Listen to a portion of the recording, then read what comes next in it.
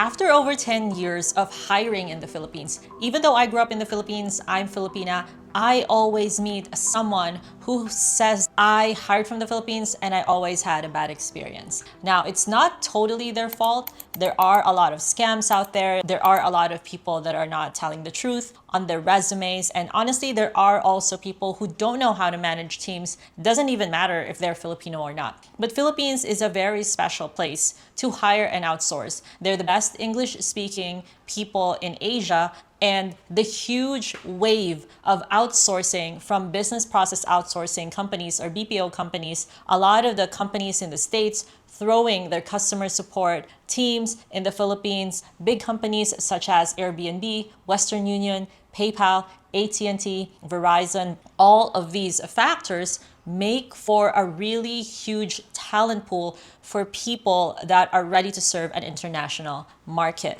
But because of a lot of people's bad experiences hiring from the Philippines, including mine, I have determined 6 common mistakes about hiring in the Philippines. These are some of the hiring mistakes I have personally made and some of the mistakes that some of my friends and clients and even strangers that have just met me share with me. And because of these mistakes, they were a little bit traumatized about hiring in the Philippines, or they felt that they will probably not do it alone. Of course, at the end of the day, the big mistake is trying to do it all by yourself and trying to do it alone if you're not an expert at this. Just like with any position or any role in the company, you as a business owner, you're not a full-time recruiter, you're not a natural hirer. And even if you are an intuitive person or a good reader of personality, there are still a lot of things that play into the process of hiring someone. You have to test them properly, you have to know their proficiency, you have to get to know their personality and how they even fit in your company. So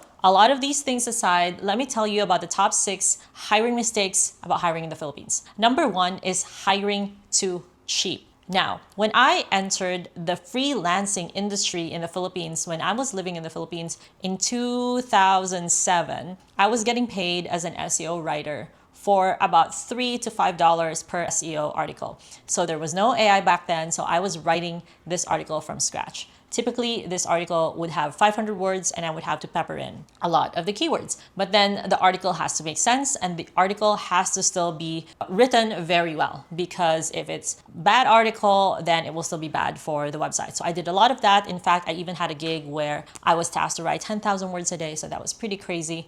But at that time, if someone could be making $3 to $5 an hour, or maybe even less than an hour, to be honest, it took me 15 minutes to make those articles, but it just took time to research them. It would be insane to expect that you will still be paying $3 to $5 an hour 17 or 20 years later. So right now, there is a huge range of acceptable pay for virtual assistants, creatives, graphic designers, video editors, and of course, roles such as operations manager, project manager, client success managers. These roles are much more expensive. Managerial roles are obviously much more expensive, and you cannot just make the mistake of Googling what is the minimum wage in the Philippines and trying to base your pay off of that. First of all, the job that they're doing is not a minimum wage type of job. If it's a janitorial job, or maybe if they're flipping burgers, that could be a minimum wage job. But the fact that they're handling some tasks for you virtually, the fact that they have to even have their own computer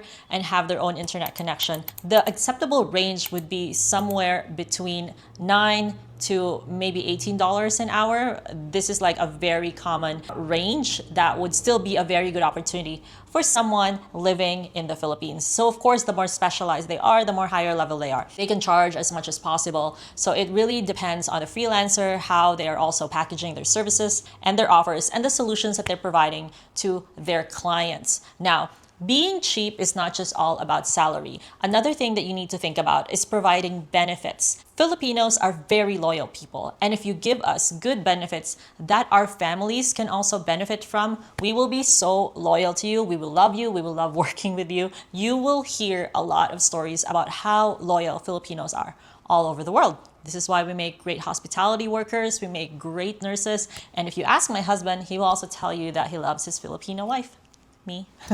I would definitely recommend not being cheap with benefits as well. If there is a way for you to provide health insurance, life and accident insurance, mental health, counseling, a lot of different types of wellness benefits, maybe you can sponsor their gym membership, maybe you can sponsor a supplement pack. These are some of the things that we do actually in our company in Proximity Outsourcing, because we really believe that retention is not just in the client side, it's also in the employee side. You need to take care of both sides. Last thing is, do not be cheap or do not be stingy with PTOs, paid time offs, holidays, or maybe, you don't need to make them work for the full 8 hours on certain days of the year. Maybe you can give them a half day break if it's their birthday, or maybe you can give them the Thanksgiving week off just as a bonus. You know what? As long as they're working well and they're serving your business well, my recommendation is do not be cheap with handing out benefits, bonuses, and PTOs. Make sure that you're taking care of them and you really care about them more than just the salary. Because our culture as Filipinos, we really see it if you care about us.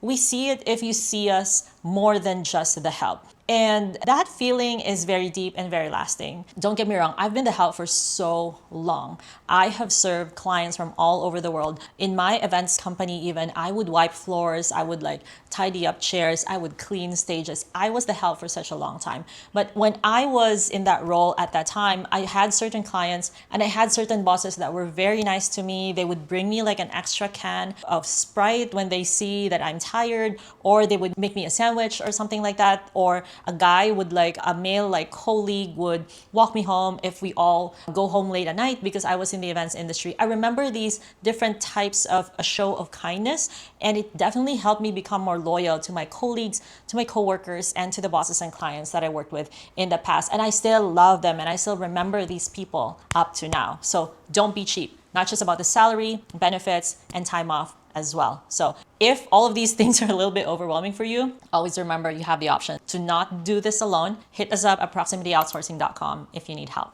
Number 2 is not defining the role clearly. So this is a mistake that is typically made by someone who's not really used at hiring or recruitment. You don't know how to write a proper job description, and you don't know how to properly articulate your day-to-day tasks, someone's responsibilities, someone's expectations, and what their previous experience should be so that they can perform well in the job that you're hiring for. Another thing is you not knowing how to properly create a bonus structure if the role calls for a particular bonus structure. So this is also a mistake that you could make. And honestly, if you're not communicating this properly and not defining the role clearly, the tendency is we will just be looking at the salary and if this thing is even worth it. They cannot, or we as Filipinos cannot fully see your vision. Obviously, we cannot define it for you, but we're really good at understanding certain texts or certain instructions or certain types of communication where it's clearly laid out for us. And then I would also say encourage us or encourage your Filipino teammates to also speak up and give their input. But I will give you more information about that. Number 3 mistake is skipping proper vetting or tests. So I don't know wherever you are right now, but after the pandemic, the world has experienced recession, economic recession. Inflation has been very high. A lot of people have been laid off. And the economy has just been in a very weird state of unrest, but also a negative type of being unexpected. So it's you don't know what's coming. You kind of know it's not going to be good, especially if you are part of the lower middle class or the middle class. So that is another rabbit hole altogether. But because the wealth gap has increased so much since the pandemic, a lot of people in the middle class are getting more and more nervous about their future. And so because of that, a lot of people have been looking for jobs and better opportunities. And there are people that in their job search would do anything just to get the job. So unfortunately, some people would lie on their resumes, or they would use AI in a certain way so that their resume would match the job description, even if it's not really true to what they really did in their past roles. And because of that, it's going to be very hard for you to properly vet them or to properly ask questions about it. And then the other thing is, if you're hiring specifically from the Philippines, if you do not have a way to call their past employers, to email them, to text them, to reach them, to do proper vetting, to claim obtain a police clearance and know what this process even looks like, that might put you in a very disadvantaged state. And so another thing for you to do is that you can also deploy certain tests. So if you need someone to know high level or ClickFunnels or Kit or any platform that you require in the role that you're hiring for, you have to properly test them. And so what I recommend you doing is when you're interviewing your Filipino remote professional, give them that task and tell them to do the task with their screen shared. And this is really the only way for you to know if they actually know what they're talking about. Because in the Philippines, times could be tougher compared to the rest of the world economically, because Philippines is already a developing country. Most people are poor. And because of that, a lot of people could be desperate for jobs. And so just because of that economic basis, you have to be extra good at vetting all of these Filipino candidates that you have. And so do proper vetting, do certain tests, and interview really well. If you don't know how to interview well, check out that video on this channel. I was talking about the top 3 questions that you should ask in a job interview. You can definitely just watch that video, list down all these questions, and use that as your guide once you interview your Filipino remote professional. Now, mistake number 4. Sometimes, even when you land a really, really good Filipino remote professional, you have a tendency to micromanage them. So this is not your fault, but there are tons of reasons why you do this. First of all, your systems might not be there. Second, you probably don't trust them and it's your first time to hire for a role for someone to do from the other side of the world. And another thing is you don't know how to train them. And so obviously this is not all resting on the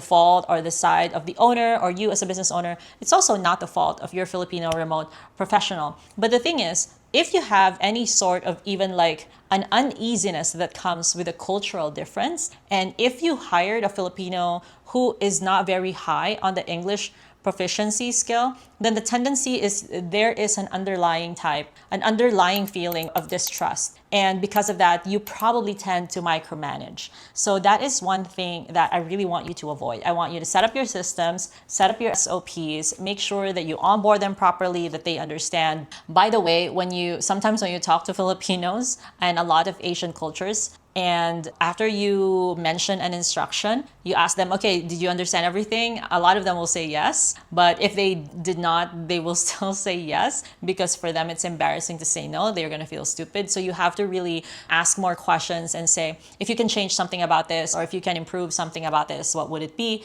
Try to really get their feedback or build up their confidence more, saying things like, hey, you're hired for this position because I believe in your intelligence and I believe in your knowledge and I really, really value your input. So that would be my other little tip for not having to micromanage your remote professional. And next is I would really, really encourage you to do time tracking. There's tons of time tracking software and platforms. I will recommend using any of those. Hubstaff, WorkSnaps, or Time Doctor. Those are some of the famous ones. Time track, not because you want to micromanage, but because if you need to check something, then you can just easily do it. You can look back and see, oh, it took you 5 hours to do this task. It would only take me 2. Can you show me why? And then you can have this open communication with them where they can explain to you what their challenges are and what their roadblocks are, and then you can fix it together. Number 5 mistake when hiring Filipinos is you're not familiar with the culture. So just like any other country and any other culture, Filipino culture is very unique, just like any culture out there. Let me give you some cliff notes